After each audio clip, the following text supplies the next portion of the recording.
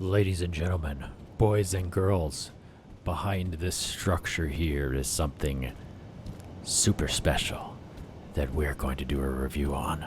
What could it possibly be? Alright, you read the thumbnail and the title of the video, so you already know. But let's take a look at the Space Elevator XL.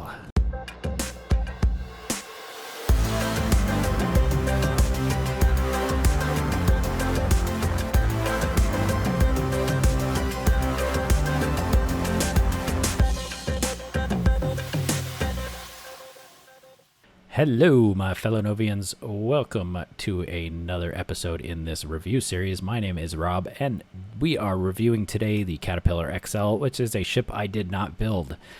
Told ya I would do one that wasn't mine.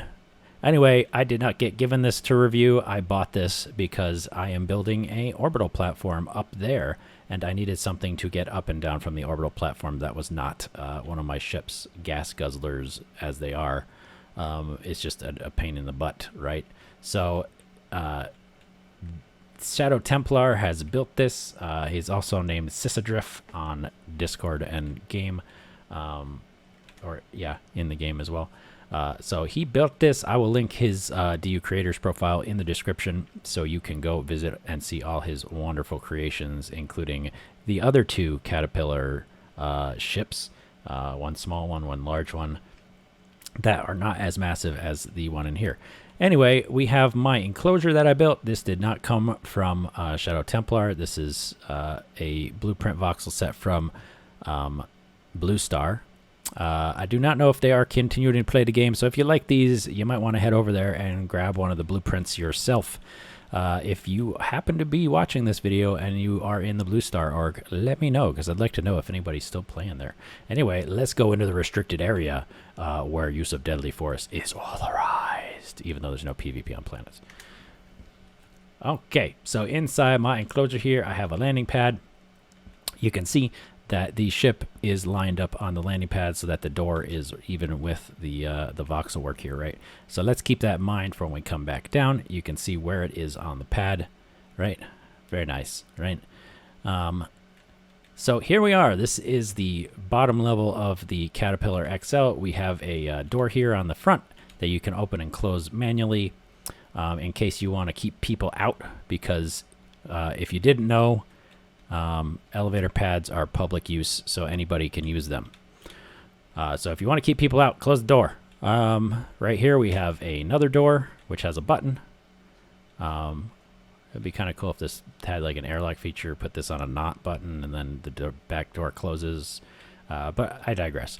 Okay, so we got your fuel tank access down here. We've got more fuel tank access down here for your other fuel tanks. How many times can I say fuel tank? I don't know. You got container access. You got access to repair components, etc., etc. There's some floating components in here. It doesn't bother me. It works. It does its thing, right? It's good to go. So that's all down here. If you really want to poop your pants, you can stand on this while the ship's taking off and watch the ground from meters away, right? Or you can stand on here when you land and hope that you don't die. Anyway, let's close that door and go up to the top where the control station is, or where you would dock your ships if you have a ship. You would just slap it up here. Hopefully the new docking system takes in effect soon, and we can just land ships on things that we want to dock to instead of having to use the maneuver tool to slap it down. If you haven't seen my tips and tricks video, I talk about how you dock a ship to another ship and not have it blow your ship up. Over here we got a button that turns off the on and off these little bridges, right? For now it's connected to my thing here, so I can just come up on top instead of having to go through the whole rigmarole. But we need to turn those off when we take off so as not to cause any problems. Same with landing. You don't want to leave those on when you're landing, because the force fields do create a problematic thing, right? Just, you know, I know you saw this res node. This res node does not come equipped on the Caterpillar. The Caterpillar, as default, when you buy it, does not have a res node. I put this on here because I am constantly afraid that I'm going to fall off of this thing and then lose it in space or something. Hasn't happened yet, but you know, better safe than sorry. It's like having an AGG ship with no with no res node, and you fall out of the door, which hasn't happened to me. No, it didn't happen. Okay, so we got a chair over here, which lets you watch in fear as you take off. And we have the emergency controller on the floor here, which you definitely want to turn on while you're in space to keep your ship from drifting away. On the front here, we've got the container relay, which links to the 4 large cargo containers. This thing can haul 3,000 tons off of Alioth and, you know, shrug it off. It is solid and ready to go. We got a cool little intro screen here, and if we click the remote control here, boop, it turns on the control panel. So what do we have here? We've got a bunch of information here, which is kind of self-explanatory. I don't think I need to go into that very much. And we've got your fuel levels. So you can see how much fuel you have, how much fuel you used, and I've gone up and down in this thing a ton of times, and I haven't used that much fuel yet. Let me make sure this isn't too loud. Okay. Because it does get loud up here. Because when you stand on top of lots of engines, you get loud. So what do we have here? We've got the elevator control, which are clickable buttons, just like on DU damage and some of the other Lua scripts. Preset 1 is my top height, so we're going to 200,000 kilometers. Preset 2 is my bottom height, so where we are right now. How did I determine preset 2? Well, if you come down here and we stand on the ground, or on the pad that this thing is sitting on, you can see that in the top here, it says I am at 20 meters. And I want to give it a bit of clearance, so I figure 8 more meters on top of that isn't going to hurt, because we better to err on the side of caution and make it higher than lower, because I'd rather not hit the pad going full speed and blow a bunch of stuff up. So I put 28 meters, and it seems to like that. That seems to be a good number for me. Depending on how high or low your base is, you need to take that into account. Because if you're on Ion and you know, you're at what, 1,000 meters above sea level, and you put this thing at 28, you're gonna crater it. So, well, after that, we have these two things let you go up and down 10 meters at a time in case you want to do small level adjustments, and you have your manual control. It does bring up a little HUD, and you can fly around. I wouldn't advise it. It's okay for little adjustments, but remember, if you're trying to land on the same thing you took off from, you probably don't want to make adjustments because you're going to land on something different. So if I go up into space and I move 3 inches, when I come back down, I'm going to have gone like 3 miles. Small adjustments in space equal large adjustments on the ground. Keep in mind. Keep in mind.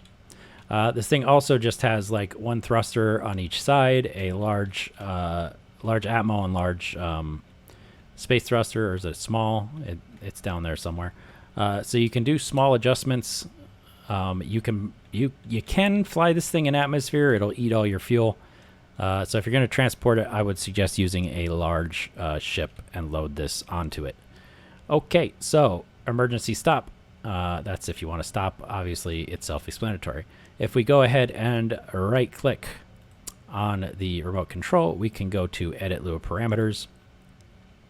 And you can see this thing has a bunch of information here. You can choose your different colors here, right? You can change the ship name if you want.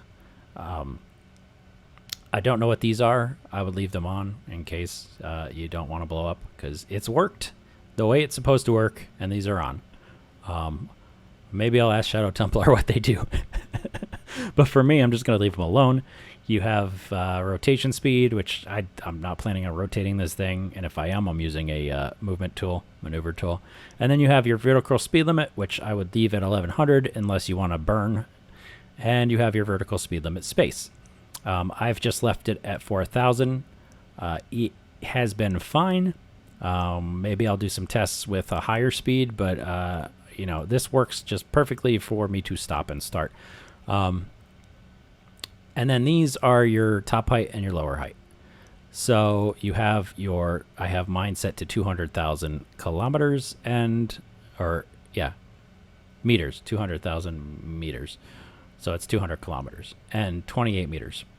And this down here is for if this is installed on a pocket ship, which you don't have to worry about. Always remember, if you change the parameters, you need to deactivate and restart your remote for the changes to take effect. Also keep in mind that if you go past the what do you call it, gravity distance of Alioth, which I think is like 5 SU, this thing will not land where you left it. The only reason it stays in position when you're leaving Alioth is because you're still in the grip of Alioth, so you rotate with the planet. If you break that gravity control, so let's say you take this thing all the way to Mattis. I don't know why you'd do that, but let's say you take this thing all the way to Mattis and you come back, the planet's going to have rotated, and you're not going to land anywhere close to where you want.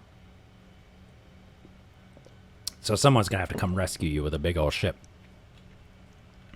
All right, well, with that out of the way and all the features and stuff, let's go ahead and click preset 1, and you see how fast this thing takes off. Like, I would be pooping my pants if this was for real. Or just like slammed into the glass, because this is really fast. But we can go over here and we can sit in the seat and watch the planet shrink away as we go into orbit. We can also hit insert here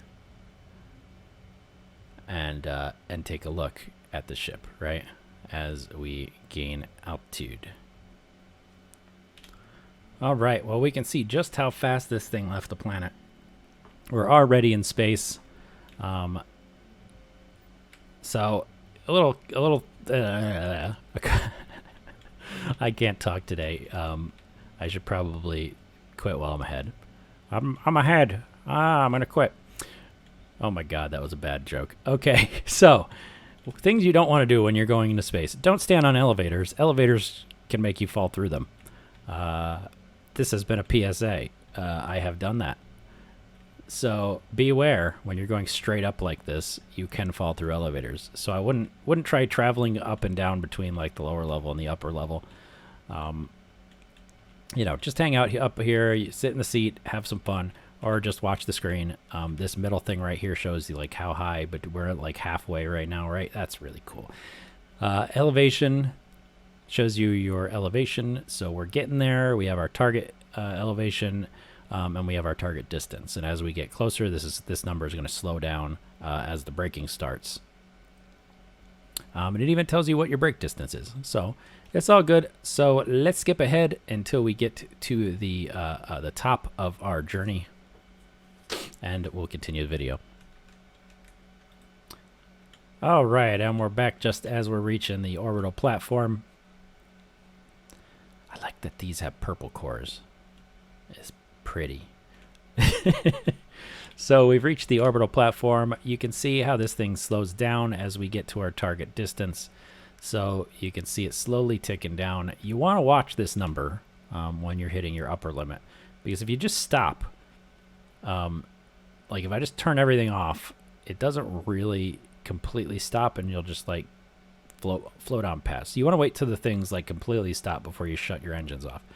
So watch this. As it gets to 1, it just gets really slow, and then you wait till it hits 0 and you're good to go. One thing you always want to make sure you do is turn on your emergency controller, because if that's not on, your ship's going to start falling back towards the planet because of gravity.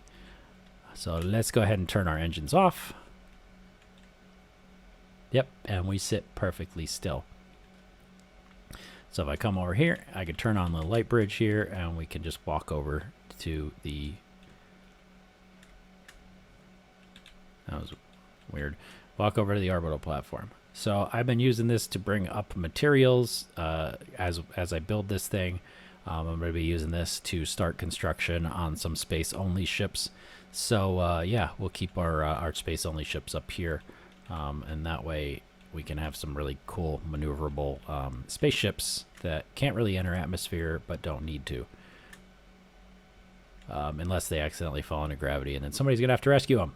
Oh no. Again, one thing to keep in mind is to always deactivate your light bridge when you're going back down, because it can impact things.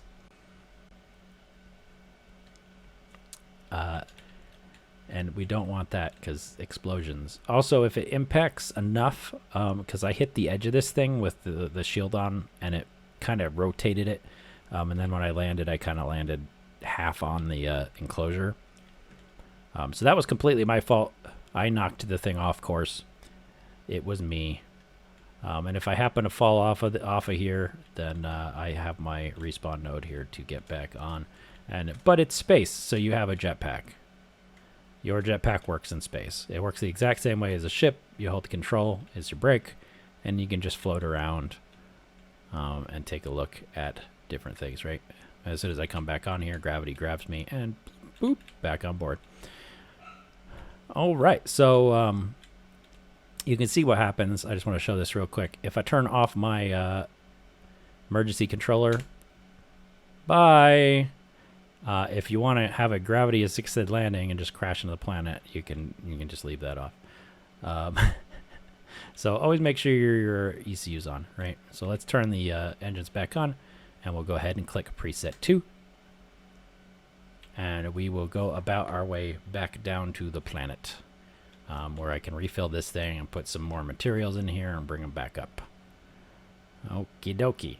I have tried to jump off this thing while it's moving. As long as you're standing on top of it, you're fine. However, it is all automated, so you technically can jump off of this thing and go slam into the planet yourself. I've had some passengers who just wanted to do it. So you wait till you get up to like 4,000 kilometers per hour, jump off the side, and you keep accelerating. Also, these will not kill you. So in case you wondered, it is cold in space, so sometimes you need these to warm your bits up. Feel the burn. Feel the burn. Oh, yeah, that's the good stuff. Okay.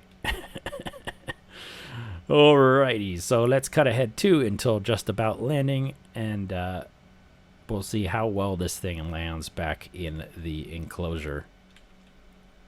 I like saying enclosure. It makes me think of like Jurassic Park. Anyway, let's go. And we're back. So we're just about to land in the enclosure down here. You can see the base going up pretty fast, but not to worry. This thing will stop on a dime. Actually, I don't know anybody who's actually stopped on a dime. Like, it's not that big. I don't know you can stop on it, but I digress. Okay, I'll stop with the dad jokes. I don't even have kids. Anyway, here we go. 3, 2, 1. Touchdown. And you can see it kind of stops just above where I wanted it to. So at 28, you saw the thrusters engage and stop us from becoming a fiery death of destruction. So yeah, give it a test. Always err on the side of caution, etc., etc. Let's go over here and turn this off. Shut everything down. And let's jump off the side here and take a look where we landed. So you saw in the beginning of the video that this thing was very evenly lined up. It is like 1 voxel off. And 1 voxel off is pretty good. Right? If that bothers you, which is why I made this, I can hop up here and I can grab my maneuver tool and I can just go get over there. Now it's back on the pad correctly, except it's a little bit crooked. So